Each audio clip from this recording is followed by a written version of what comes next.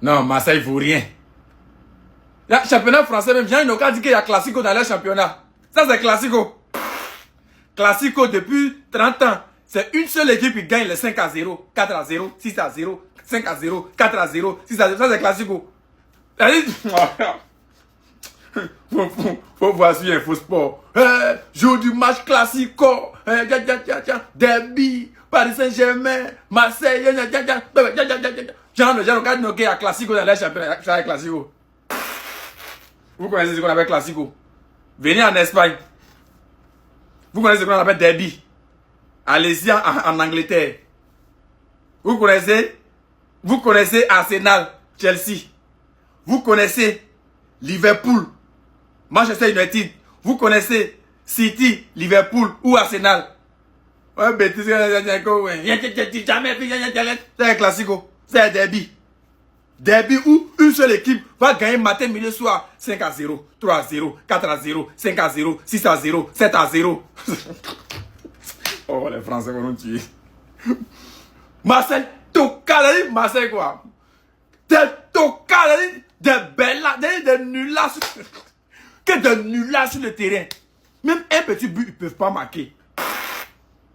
Non mais là c'est pas possible, ils ont pas osé. C'est aujourd'hui j'ai compris qu'il n'y a pas plus gamin que les supporters parisiens. Est-ce que vous avez vu ce qu'ils ont fait? Déjà dites-vous qu'aujourd'hui juste la mi-temps a suffi pour mettre au fond au soi-disant Classico. Avant le match, il y a Dro Fernandez, ancien joueur du FC Barcelone qui a été présenté par le Paris Saint-Germain. Et là le match commence, dès la 9e minute on a un tacle assassin de Vitinha. Personnellement vu la violence du tacle, c'est carton rouge direct, mais finalement ils ont donné juste un carton jaune. Et tellement Marseille était à la rama, juste après cette faute de Vitinha, 3 minutes plus tard, il y a le premier but d'Ousmane Dembélé. But inscrit sur une passe décisive de Nuno Mendes. Et pendant que tout le monde s'attendait à une réaction de Marseille, et bah non, Ousmane Dembélé n'avait pas encore fini avec eux. Sur une sortie de balle du Paris Saint-Germain, Ousmane Dembélé récupère le ballon sur le côté droit. Devant lui, une première victime. Panne de corps, il le termine. Comme vous pouvez le voir ici, les directions sont pas pareilles. Il y en a un qui va tirer les corners alors qu'il n'y a pas de ballon. Et il y a Ousmane Dembélé juste derrière lui alors que c'est lui qui est censé défendre sur Ousmane Dembélé. Vous voyez un peu? Ensuite, on a un deuxième obstacle qui vient devant Ousmane Dembélé. Encore une fin de corps, il les termine. Alors, ils ont failli se rentrer dedans, les pauvres Marseillais. Il ne restait plus que le gardien comme obstacle. Bien évidemment, Ousmane Dembélé l'a allumé. En fait, dites-vous qu'Ousmane Dembélé, peu importe son état de forme, dès qu'il est devant Marseille, il réactive son prime. Depuis qu'il est au Paris Saint-Germain, il n'y a pas un Classico où il n'a pas marqué face à Marseille. Juste après ça, en deuxième mi-temps, comme si le Paris Saint-Germain avait besoin d'aide, il y a Medina qui marque un CSC. Apparemment, l'entraîneur marseillais avait des larmes aux yeux. Ensuite, à Kvaratskhelia qui rentre en jeu à la 63e minute et il marque son but. Anguigny aussi rentre, il marque son but.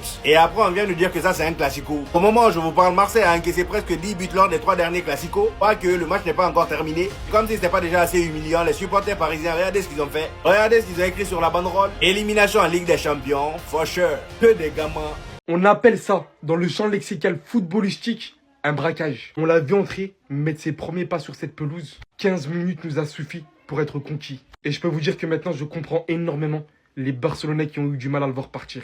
Parce que quand j'ai vu à son entrée que ses coéquipiers étaient obligés de hausser le niveau, même si oui, forcément, le PSG avait un petit peu régressé au vu du score infligé, mais voir aujourd'hui qu'en 15 minutes jouées, qu'il a gagné 3 fautes, qu'il a complété 11 passes sur 11, sans en échouer une seule, qu'il a gagné les 5 duels sur 5 qu'il a eu, qu'il a un 100% sur ses dribbles réussis et un 100% sur ses longues passes, un tacle et un blocage. C'est ce qu'on appelle une première fracassante, mais surtout un jeu littéralement décomplexé pour un jeune de son âge. Ce mec-là, aux côtés des Vitinha, de João Neves et de tout ce qui en suit, oui, c'est peut-être précoce, mais je vais vous dire que le Paris Saint-Germain a réellement réalisé un braquage pour de vrai, les gars. Ce mec-là va littéralement être monstrueux, que vous le voulez ou non. Et là, je m'adresse aux Barcelonais. Va falloir supporter ça, les gars. Il est dans le secteur parfait pour être épanoui au Paris Saint-Germain, aux côtés de Luis Enrique qui va lui donner de temps en temps de l'occasion de jeu. Et ça va aller de mieux en mieux pour lui. Il était là, il était bien présent lui aussi. Derrière, vous avez vu ça, vous avez lu ça et vous avez joué. Élimination en LDC, for sure. Et d'accord, tout est à votre honneur, vous êtes resté. À 3-0 déjà, on lâche la manette. Vous êtes resté.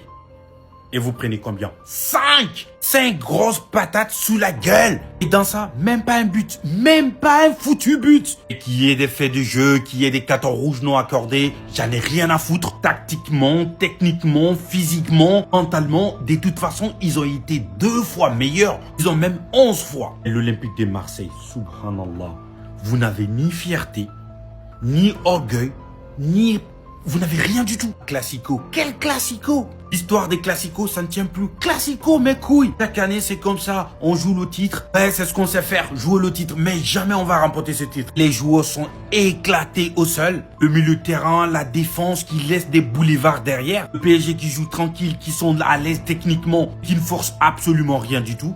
Résultat, 5-0. Donc Marseille qui avait la meilleure attaque de la Ligue 1, c'est foutu. On n'a plus rien. À coup au titre, c'est encore mort. C'est tout.